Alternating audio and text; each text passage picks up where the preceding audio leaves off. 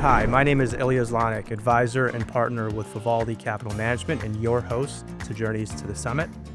And welcome to today's conversation with John Fitchwell.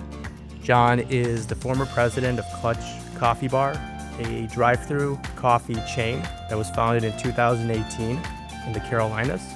John was brought in specifically to turn around that business and sell it, which he did successfully earlier this year to Dutch Coffee Brothers. John. Dutch Brothers Coffee. Close. Close.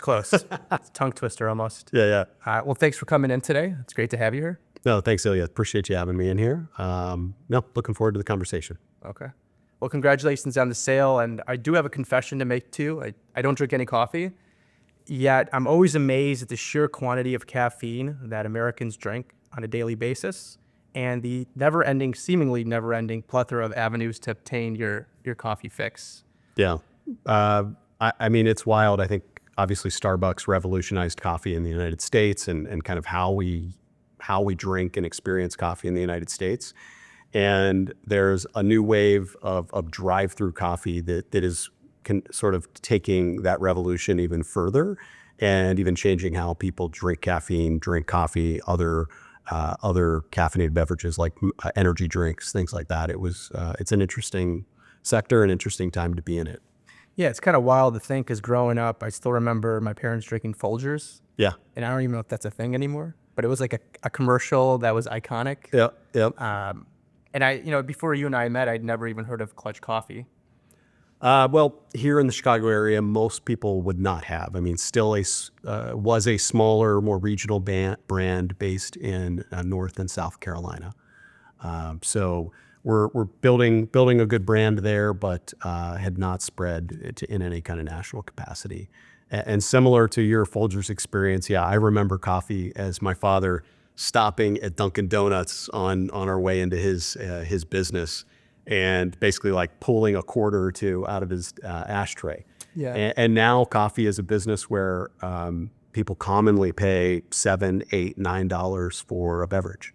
And that's just part of what people enjoy and are willing to spend and do in that sector. Yeah, makes sense. Yeah. It's about Changed how much a I lot. spend on a smoothie, maybe more nowadays. Yeah. So I get that. And obviously for today's conversation, that'll be a big part of what we talk about, why you were brought in, the group that brought you in, your turnaround strategy, and how you executed it in the sale. And also very interesting about kind of your future and what you're looking to do next. But before we jump into that, I want to talk about a common theme that has been consistent throughout many of my conversations, which is the role that a business owner parent has on the entrepreneurial journey of their son or daughter. This is obviously relevant to you. Your dad was an owner of an automotive business distribution company that you were a part of early on, and at one point were considering taking over, I believe. Yeah, that's right. Let's start there. Tell us about that experience and how that affected your career.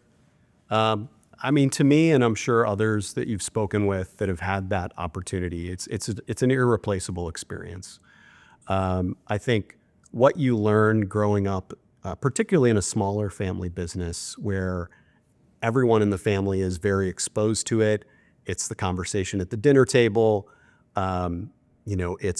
It's often was part of our weekends. I remember many weekends driving in with my father it was an auto parts distribution warehouse, so a large warehouse, and sweeping the floors, starting at like 6 years old. Okay. Did he pay you? No, he did not pay. No, very unpaid labor. Although I did start at 14, I started working there in the summers, and then I was paid. Okay. Then I was paid. But I think what you learn and see from, how I think an owner needs to do and needs to be willing to do anything in every part of the business. My dad would do anything, right? From sweeping the floors to stocking the shelves, whatever was necessary or needed to get done was something that all small business owners, I think, have to do. Seeing that was a great experience. I think learning how to work is another thing that is unique when you grow up in a small business like that. I often think about it now with my children and not having sort of the same experience or opportunity in what I've been doing to give them As I mentioned, the business I was just operating was in the Carolinas. It wasn't here locally. So it wasn't like, hey, you're going to come in today and you're going to, mop the floors. It's different. Everything's digital. It's virtual. Everything's more virtual. Correct. Yeah. Everything's more virtual, or the ability to travel and be operating a business is different too. But that was really unique. I think learning how to work, right? Learning how to do a good job and be proud of the work you did, proud of the job, regardless of what it was a cool experience.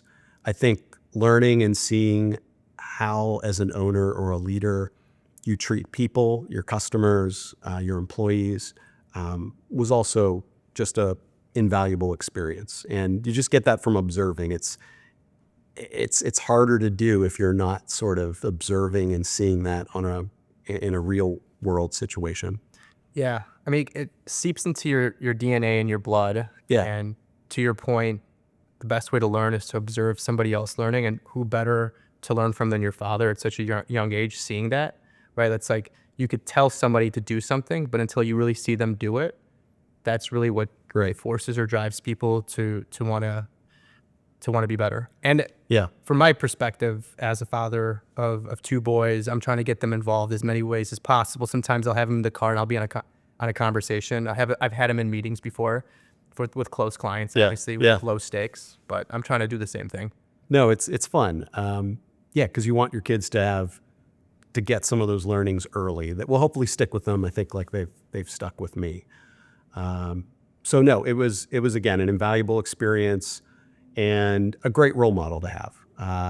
As I have grown into a leader myself, always sort of honing in on who is it I want to be? How do I want people to remember me? How do I want people that I work with to feel when they're working with me as well? Yeah, those are great takeaways. During that experience, one thing we talked about, and this is relevant because you've had a lot of private equity experience since then.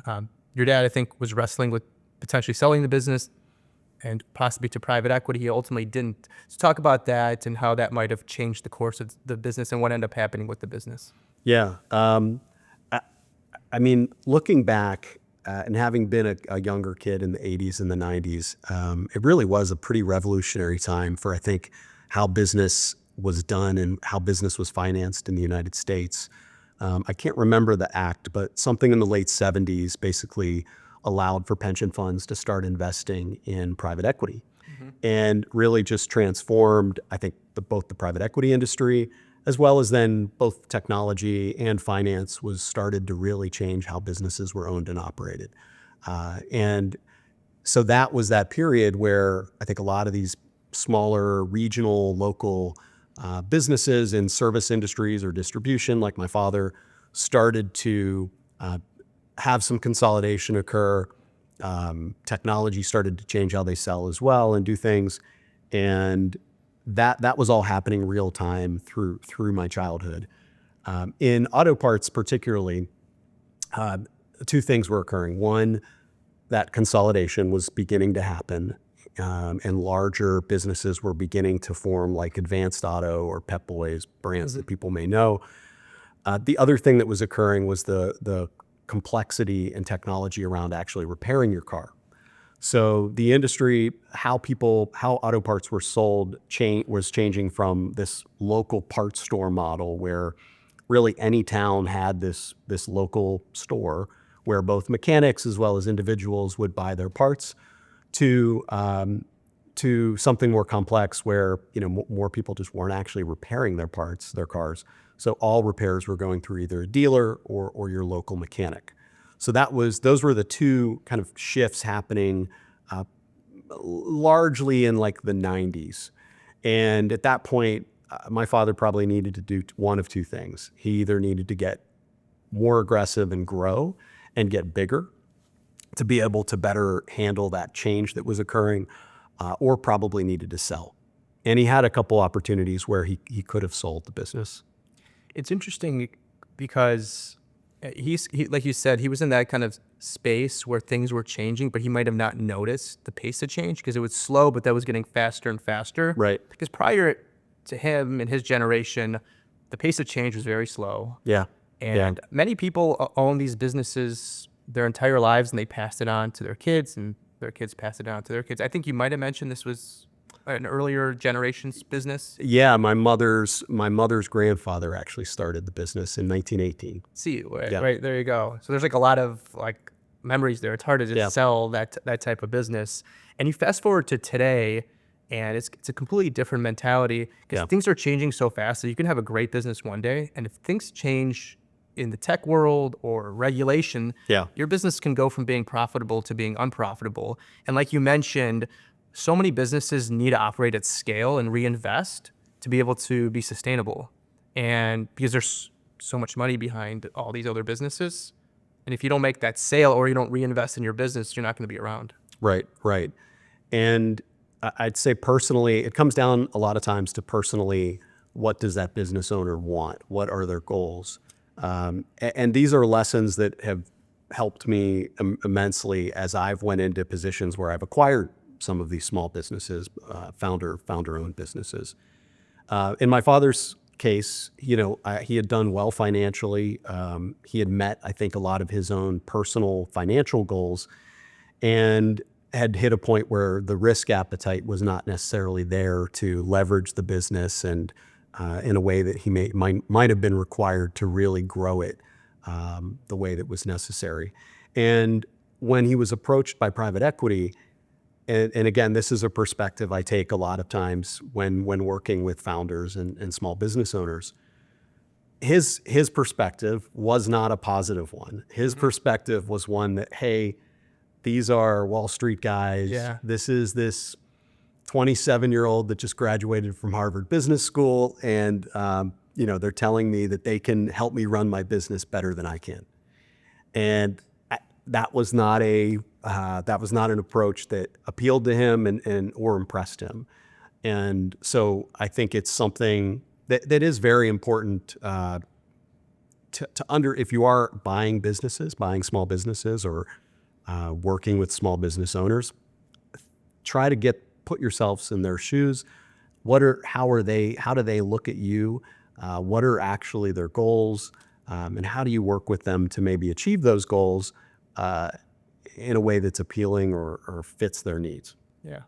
So maybe in a previous generation, you would have stayed in the family business if it was still around. That's right. No, we had that conversation shortly, not long after I got out of college. It's what I sort of planned on doing, but did not want to go work for him immediately. And a few years out of college, we had that conversation that, hey, the industry had just changed a lot.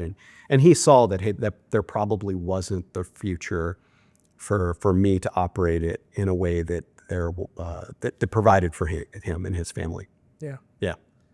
And maybe that's for the best. It clearly Yeah. probably was. No, I think it was. And, and like I think any parent-son, parent-daughter relationship, sometimes it's probably better that you don't necessarily work together. Yeah, I've seen, actually the last guest I interviewed, Kyle Terrio, him and his father built a business together, and it was very successful, and they seemed to work pretty well. They were very complementary, but I mean, I think about, even me as an example, trying to work with my father might be difficult. Yeah. No, I think our relationship is probably better for it. So Absolutely. all worked out well. Okay. So you got out of college. Yeah. At first it was like, maybe I'll go into the family business, but I need to do something on my own, strike it out. You initially got into healthcare. So why healthcare? And I think it was always focused on business development, marketing, that end of the business. Yeah, I went to school, business and marketing. I think I was always interested in why people buy. So that part of the equation was always interesting to me. And got out of college. I grew up in Pittsburgh. At the time, was looking to stay in Pittsburgh, and really just researching companies that I felt had a good reputation. Found a company called MedRad. They manufactured different medical equipment, and I was able to get into an inside sales role in a division that they were just starting, repairing other people's medical equipment. And so actually it was an experience that did, I think, shape where I've ultimately spent a lot of time in my career the last 10 years, which was basically because it was forming a small business. We were inside of not a large business, but a slightly larger business, but we were really building a small business. And I enjoyed it because it provided a lot of flexibility in being both creative in how we did things in the business, as well as I think being in a smaller business, the exposure it gives you to all facets of the business, regardless of your title or your focus on a day-to-day basis. So really enjoyed that. It was a lot of fun, and spent about 7 years there. We built that business from zero to about $35 million in revenue. And that's how I actually got to Chicago, moved with that business into more of a regional sales role and then ultimately a national accounts position. But I continued to come back to the fact that I wanted to run a company at one point in my career. It was no longer going to be the family business, but I knew I was interested in running a small business, as well as I was just interested in all parts of the business, not just selling. That was another learning through that 7 years. Hey, I was always curious about, how we were thinking about how the actual repair worked. For example, I was curious. I'd sit with the techs. I wanted to learn how we actually did what we do. I wanted to learn, how we finance the business. I wanted to learn these different parts. I was always interested in more than just a sales position. Yeah. Yeah. And you went back to get your MBA at Booth, right? I did. So that's when went back to Booth, just to sort of particularly broaden my understanding of financing a business, learn more about that component, as well as I really enjoyed economics. Just again, why do people buy? How do markets work? What forces push a market one way or another? That was really interesting to me. Yeah. We overlapped at Booth because I think I started in 2010. I took a bunch of years to graduate. We must have seen each other because you did the part-time program. I did. Evening program, worked for the first year and a half, and then just sort of took off about a year and finished it up in about 2.5 years. So I actually took off towards the end too. And to your point, because I got into the business, I was really always sales oriented within wealth management and finance. Yeah. And it was nice to get that background. There were so many great takeaways and so many great classes. One in particular that I always took away, I don't know why this one sticks with me, was kind of the method that Toyota took on their plants, which was anytime anything small went wrong, they would stop the whole plant and fix that problem and make sure it wouldn't happen again. And that's really, I've integrated that into the way I do business. No matter how small a problem is, I know that problem might happen again. Yeah. And I stop and I want to think, what's the process I could use to make sure that doesn't happen again? And you kind of do that over and over again, and it builds so much scale and consistency. It's been a huge thing. I always think about my experience at Booth. It is. I'd say similar to you. There's specific things that you can't take away everything from business school, but definitely a few specific things that stuck with me as well. Okay. Yeah. So so you took a little bit of time off at Booth. And then what was the next position? It was kind of it was a new team at a business called Athena Health, who at the time was really revolutionary in the sense they were a cloud-based medical record. At the time, medical records were still really all software-based. They were bringing a cloud-based solution to the market and more of a services-oriented cloud-based model as well.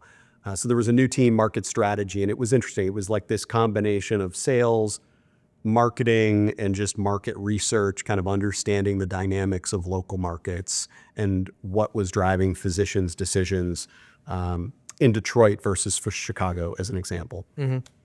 So it was an interesting place to start really applying kind of what I learned in selling, working with different sales teams, as well as then just really understanding the dynamics of a market. And with physicians, it really can be very different in that physician-driven healthcare market.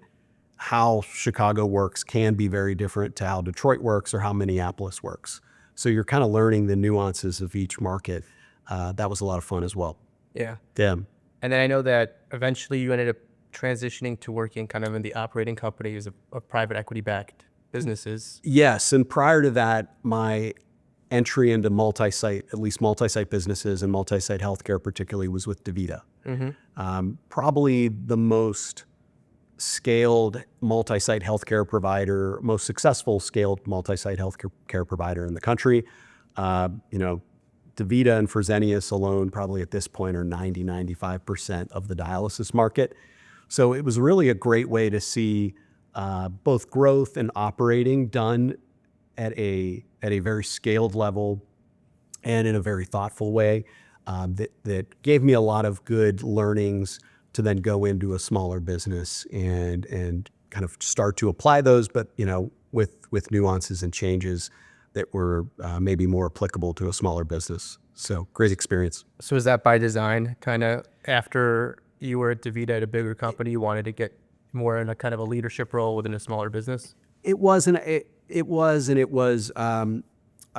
I started to more and more realize I wanted to be in a smaller business where the decisions I made had a bigger impact, and I had more creativity. And again, you learn great playbooks in larger businesses, but you often don't necessarily have the flexibility and creativity at more of a mid-level that you do in a smaller business. I had begun thinking about, do I really want to take a leap and do something more independently? Podiatry was a sector I'd started to have some interest in. I didn't know anything about it, but I knew it hadn't been consolidated. Practices were smaller. You don't need a referral. Anyway, I started talking to some folks about that sector, and there wasn't any research on it because no one had really invested in the sector yet. And someone had mentioned, that Shore Capital, a lower middle market private equity firm here in Chicago, had just invested in a podiatry services business. Okay. So I sought them out, actually met the CEO that had founded that with them, lived in my neighborhood, happened to go to my church. Okay. And got introduced to him and ultimately introduced to Shore. And we just started talking, realized maybe podiatry wasn't a great opportunity to build a business upon, but really liked Shore, really liked what they were doing with building small businesses. And ultimately they said, hey, we've got an interesting business, an urgent care, primary care business we just invested in, that we think could be a good fit with you and the CEO to work together and build this business. Out of curiosity, why'd you come to the conclusion that podiatry was not a good business to? I think just reimbursement challenges. I don't know that there's necessarily major benefits to scale. There's not necessarily a need to own, for example, an ambulatory surgery clinic like there may be in orthopedics. So it's not that it can't be done, but it wasn't, there weren't as many levers I felt that were strong enough to pull that made consolidating necessarily make sense. And to this day, it really hasn't been consolidated. Interesting. Yeah, it's still mostly smaller practices. Yeah. Yeah. Okay. So urgent care, which is, that's a business that's absolutely blown up. Yeah. I feel like there's urgent cares everywhere. It has. And I got to see, it was growing at probably a good clip prior to COVID, but I got to see it really explode as I joined the business prior to COVID and grew the business through COVID and post-COVID. Yeah. And COVID was certainly a blessing and a curse to that industry. Yeah. What was the name of that company? Community Care Partners was the family. We were a family of brands, so we did transition brands. It was a hybrid strategy of acquiring and de novo, and we did transition brands. We had basically 3 regional brands: Best Med, Texas Med Clinic, and South Star. Got it. And I know there was one other company that you had been with that was backed by South Shore after Community Health, right? Yeah. So I was with Community Care Partners for about 5 years and was just ready for something different and continuing kind of to learn as a leader. Moved to Shore's revenue cycle business, Assembly Health. And that's kind of what led to the clutch opportunity that we're going to talk about today. Yeah. So let's jump into that. I understand that you had a relationship with a family that effectively invested both in the operating business of Clutch as well as the real estate, and that's what got you into that opportunity. That's right. So Reed Fenton is the owner operator of 814. They were our development partner at the urgent care business. So in markets where we felt de novo new build was the best strategy to enter. I would work with them to identify a location. They would finance, build the building, lease it back to our business. And they had become an investor on both the operating side, the property side of a business called Clutch Coffee Bar in the Carolinas. And so they were both building as well as financing the business for this group. And when I left, when I was no longer a client of theirs, Reed gave me a call. He said, "Hey, we've got this coffee business. We're invested on both sides, and we need some help. We'd love to have you come help us operate this business, get it in better shape, and ultimately sell the business." Was there a concern at all that it wasn't healthcare related and that was been most of your experience? To me, yes and no. The concern for me was I really have enjoyed healthcare, and would I miss applying everything I'd learned about the industry over almost 20 years by going to a non-healthcare business.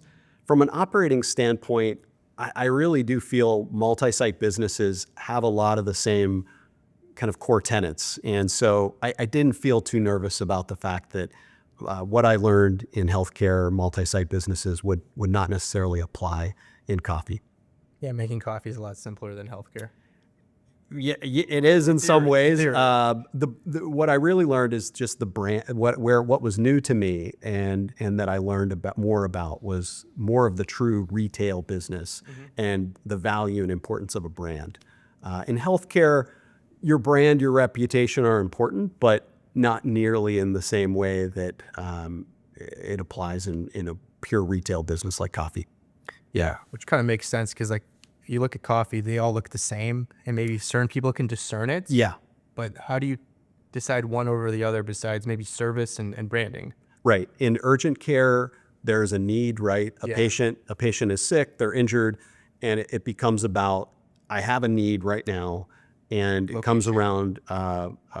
You need to have a good reputation, but it comes down to location, convenience, and trust that you're going to get taken care of. You're going to get in and out. In coffee, it's convenience and access is important to another level, but then it comes down to brand, right? Why should I not go to Starbucks, who I know, and try this kind of upstart brand in Clutch? What attracts me to this brand that I'm going to give it a try? Do you drink coffee? I do. Okay. I do drink How coffee. many cups a day? Typically one. I typically have my one kind of medium-ish coffee per day, and I stick to that. And then sometimes tea in the evening. Okay. Yeah. Where do you go? Do you use it at home or do you go somewhere?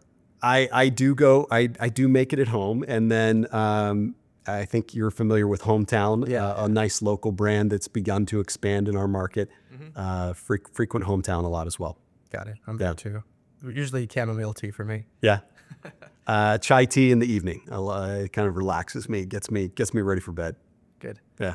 All right. So you joined the group Clutch. Yeah. And talk a little bit about the backstory, why you were brought in, what was going wrong in that business, and then what your initial strategy was to turn it around. So the business was still being operated on a day-to-day basis by the founder.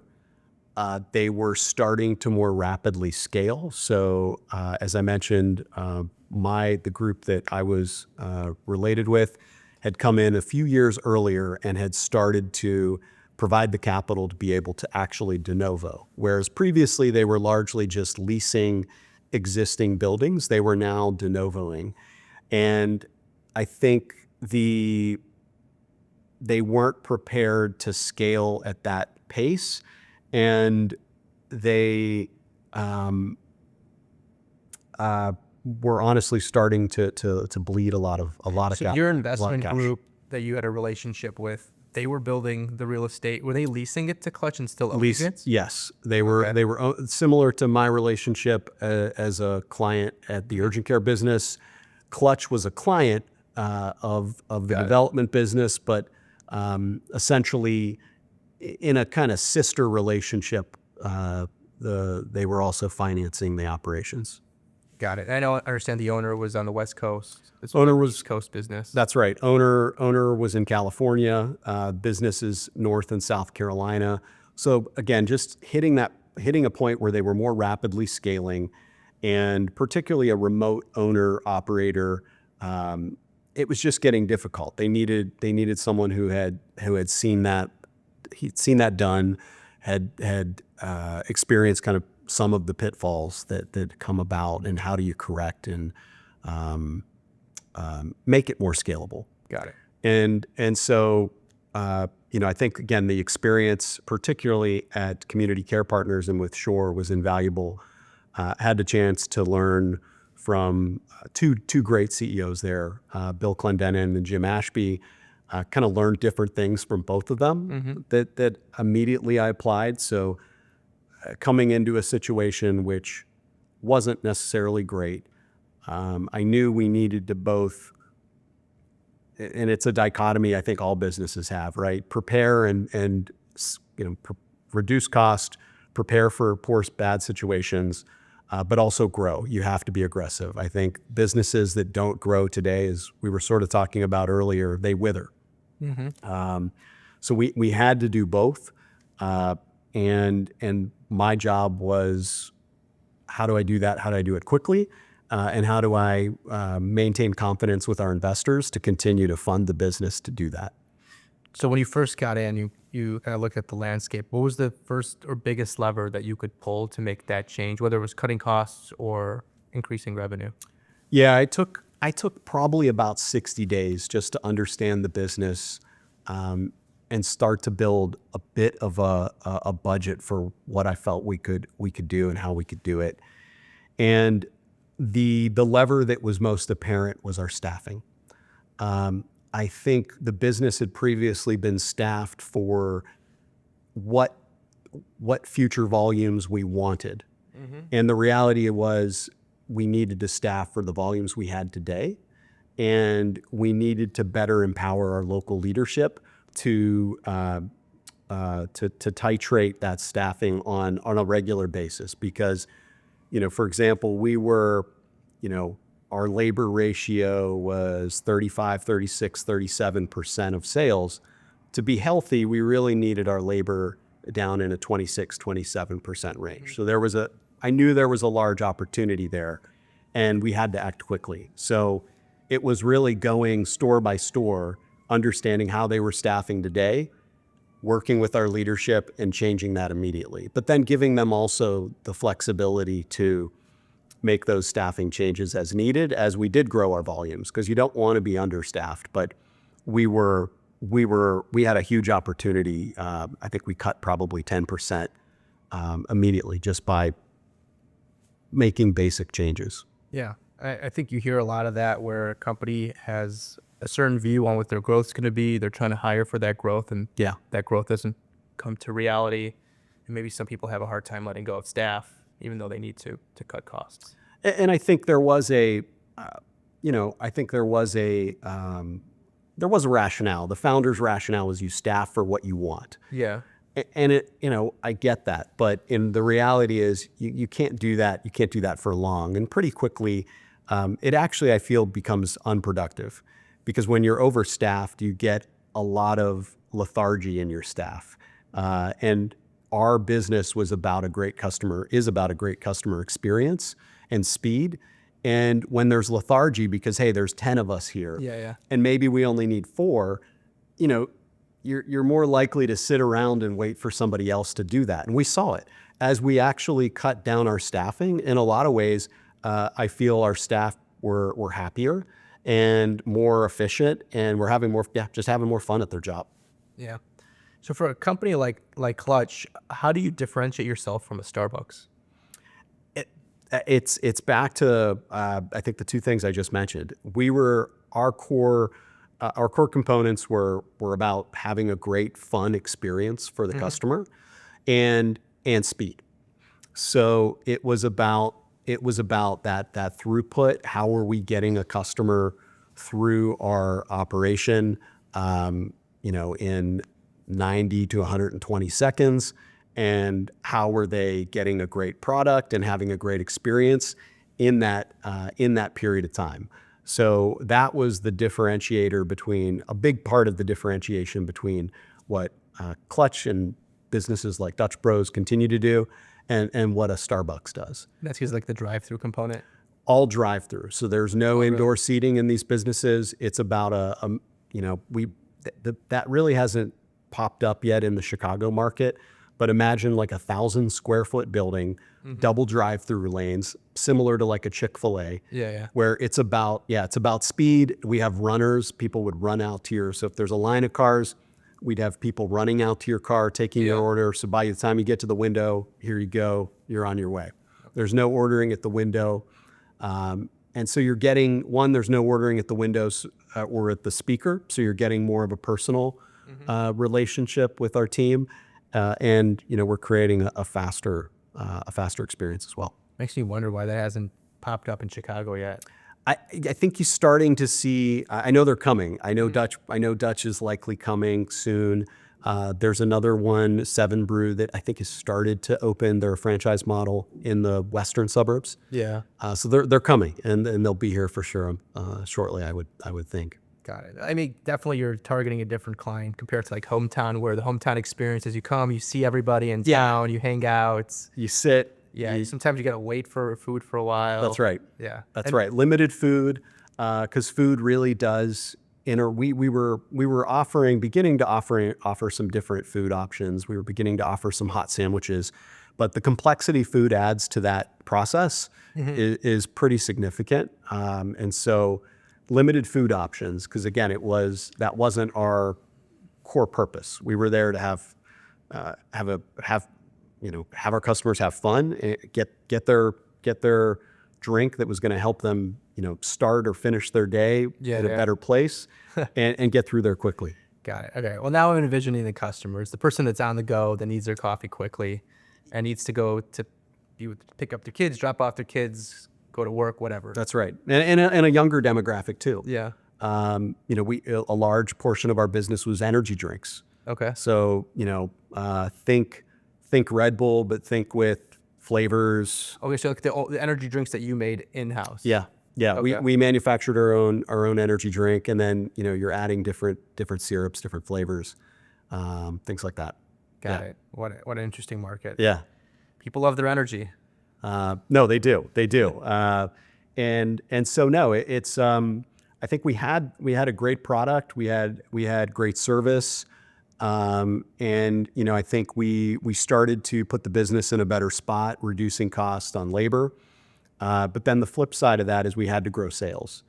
And the business had largely driven sales through social media, Google ads, Google marketing, and that was working well, but we had to accelerate that if we were going to survive and if we were going to continue to kind of get the business in a healthy financial position. We had to change that. And so we really doubled down on more of a grassroots marketing approach. We were getting our team, we were incentivizing our team and leveraging our team to get into the communities where we were serving and really drive people into our stores through blitzing with basically, free drink cards. And it worked. We were getting, in some markets, we were getting like 1,000 of these out per week. And all of a sudden we started to see people come try us. They had a good experience and they came back. Because that was critical for us. It was critical for people to try us and see why we were maybe a different experience than Starbucks and a different product. And you don't necessarily give someone a big enough incentive always to try you as a new brand through social media or kind of standard advertising. So we were blitzing these markets with free drink cards, and we started to see our same store sales grow 15-20%. Year over year. So we really started to both manage our costs better, and I'll talk about cost of goods a little bit as well. But primarily we titrated that labor properly. So all of a sudden, most of our stores, our portfolio average was, call it, around 28% of labor, and we were seeing same store sales also grow at a more significant rate as well. Got it. And then you mentioned cost of goods. Yes, and cost of goods, that was a bit of a black box, and we really we knew what our percentage was, but as a percent of sales, and that's how we thought about it. What is your cost of goods as a percent of sales? We knew where we needed to get. We didn't necessarily have the visibility to understand exactly what that gap was made up of. Was it made up of waste? Was it made up of just poor ordering? Was it made up of, not capturing maybe, free drinks or things like that in the right way? So it took some time. That one was a little trickier. It took more time to figure out what were we doing and how did we correct that. Yeah. And just give me an example or two of what exactly was elevating price that was unnecessary. One thing we made a change upon that did actually impact cost of goods was we had a drink policy for our employees, and the way that it worked is they could get free drinks that were coffee drinks, but I think they got 50% off for energy drinks. Okay. And what I think we learned was occurring was they were taking energy drinks as free drinks, but they weren't actually booking that in the system because they didn't want to pay the 50% for it. Yeah. So we changed the policy, and instead of, I believe, for 3 free drinks per day, they got 1, but they could choose any drink.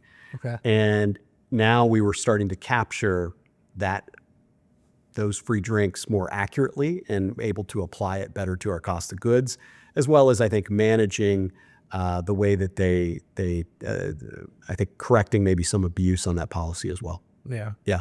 So my first job not out of high school or college, in high school, was McDonald's. Yeah.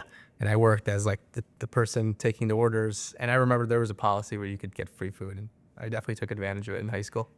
And similar, that was new to me as well. Similar employee profile. Yeah. These were largely teenagers, college students, Yeah. early 20s. Yeah. And you got to think you're not managing accountants, you're not managing consultants or private equity professionals. You're managing People that might be there for 6 months to a year. You're managing, you're managing people. This is a part-time job. They're teenagers. Yeah. You're going to have some of that, and that's okay. You just need to then put the proper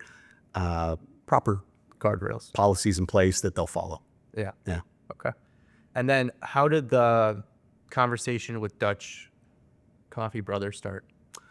So Dutch Brothers had some discussions with the business about a year and a half, about a year prior to my joining. Mm-hmm. So there was some line of communication there. Also, through that period of time, Dutch Brothers began to change over some of their leadership. So they had a more of a professional CEO step in. The founder stepped into a chairman role as well at Dutch Bros, who had been public for a couple years already. And then that woman, Christine Baroni, started to actually make some changes within her leadership team. So there were some different people involved from, I think, even the year prior when the conversations. And when I started conversations again with them, it had been 2.5 years. And what changed was they entered our market. So Dutch Brothers started in Oregon, worked their way down the West Coast, down through sort of the Southwest into Texas, and was now kind of creeping into Florida and the Southeast. And they opened their first store in Charleston, South Carolina. Mm-hmm. And that's what triggered me to say, I think we better see if we can have another conversation with these guys. Because to me, they had really not had a history of M&A. Mm-hmm. They really had a history of just going in and building quickly in a market and taking a market that way rather than acquiring. So I knew if we had an opportunity to sell to them, we had to talk now, or really they would just be building across the street from us and would become a competitor, and there'd be too much overlap that we'd be an interesting acquisition for them. Yeah. Because you kind of lose your differentiation to some extent because you're offering the same exact service. Right. And I felt like we had built a local brand and following, but it'd be naive to say if they go in kitty corner, which in one instance they were building kitty corner already, that they weren't going to hurt our business. And also putting myself in the buyer's shoes, I had more experience buying businesses prior to this than selling one. What would I do? If I couldn't get a deal done right away, I was just going to build across the street. And at that point, there wasn't much incentive for me to buy. Got it. Who are they backed by? They're publicly traded. Oh, okay. Yeah. Got it. That's right. Yeah. Okay. All right. So you engaged conversations with them, and they liked the idea. So there was a relationship with the SVP of their real estate team. We reached back out to them and just started some casual conversations. And he was able to get me introduced to they had a new chief development officer. And I think we found probably a little bit more appetite for acquisition, as I knew that they had some aggressive growth goals themselves. And I think we were also probably in a good position because of what the growth goals are that they'd set for the business. And I found, the Brian Cahoe, their chief development officer, a great guy. We were able to start kind of feeling out if there was going to be something there that could get done. Okay. And I think, what we did well early, they initially, I think, had some pretty low valuation expectations for the business. And what we were able to do well early was really set the table with rational data and assumptions and support for a valuation range that I felt was reasonable. Yeah. And I think that was another lesson that I learned from being a buyer. As a buyer, when a seller would come to me with, I think my business is worth this. Well, why? Well, just because, or because I heard somebody else said this. You disregard that pretty quickly. But if someone approached me with a rational thought process and support for why they felt a valuation made sense, I'd listen, and it would potentially change my point of view. And so I think we were able to set the stage with that approach early before they really became too set on their own valuation expectations, and move where they initially were substantially.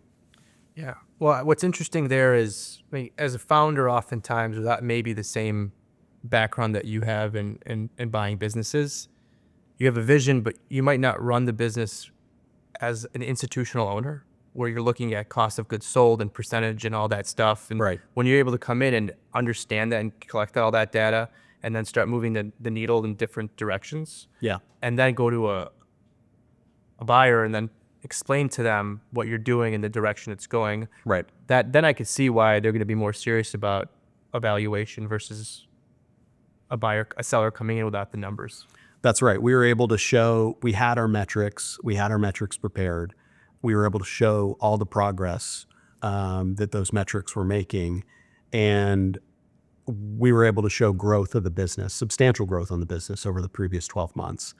And that put us in a completely different position to negotiate than even if the business had maybe experienced some of the same performance, not having your data ready and able to also tell that story. Okay. All right. Well, so congrats on the sale. It was earlier this year, right? It was. We closed at the end of January, and and it was a reasonably smooth process, but there were certain things that we definitely had to work through with Dutch Bros on this, and I think that played out well because we were able to build a good relationship with their team. And we were able to sort of understand their why behind some of the ways they initially proposed doing the deal, and work through that, because there were some initial things that they proposed that really probably would have been a deal killer and wouldn't have worked for us. But instead of simply, I think, countering that, we tried to learn why that was, and problem solve. And so we were able to problem solve, particularly around the structure of how the deal was going to occur. Dutch had never transitioned a brand like this previously. And so they were very concerned they did not want to operate a brand other than Dutch Bros for any period of time through a transition. And so they wanted to piecemeal by piece the business. And we would have had to continue to operate, a slimmed down version of the business. There were 20 stores, you said, right? There were 20 stores. So for example, they would have bought 3, transitioned 3, Okay, yeah. bought another 3, and that would have been a nightmare. I mean, doesn't we would sound- have, no, employees would have started to head out the door. It would have been impossible to manage the business. And we understood that was because they didn't want to transition the brand, or they weren't comfortable operating under a different brand. Our concern was the employees and the transition of the team. And so we were able to sort of understand each other and come to a situation where we closed down the operation at close, but there were things in place to help those employees all transition to Dutch Bros, even while the stores were closed and the brand was being transitioned. So I appreciate the way that Dutch Bros was willing to collaborate and solve problems with us, and ultimately come up with a good deal that worked for both. Okay. You think they'll be in Chicago? Dutch Bros? Yeah. Yeah, definitely. Definitely. Yeah. I would guess in the next 2 years we'll start to see Dutch Bros. And they're a great brand. I think great people. And I think it's great for our employees. I think many of them are already having additional opportunity that, we would not have been able to supply at our scale. Yeah. Well, that's one of the benefits of a growing company, is there's more opportunities for employees, bigger companies. Yeah, it's fun to see. Yeah. Well, let's just appreciate you going through that. That's been kind of eye-opening, that experience. But let's end it with, now that you've sold it, what are you doing now, and what do you kind of see as the future for yourself? Yeah. I'm thinking about a couple opportunities, but particularly the same group of investors that we work together on Clutch. We're looking at some other multi-site opportunities to similarly build a business from more of a de novo model, building a new brand. And I think the benefits that apply to that from doing it in a ground up versus an acquisition approach. So we're working on a few things right now.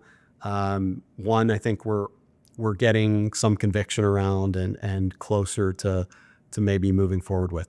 Awesome. Yeah. Well, I look forward to hearing more next time we talk. Definitely. I appreciate you joining. No, thanks, Ilya. Enjoyed it. I'm sure I'll see you at Hometown. Definitely. Good.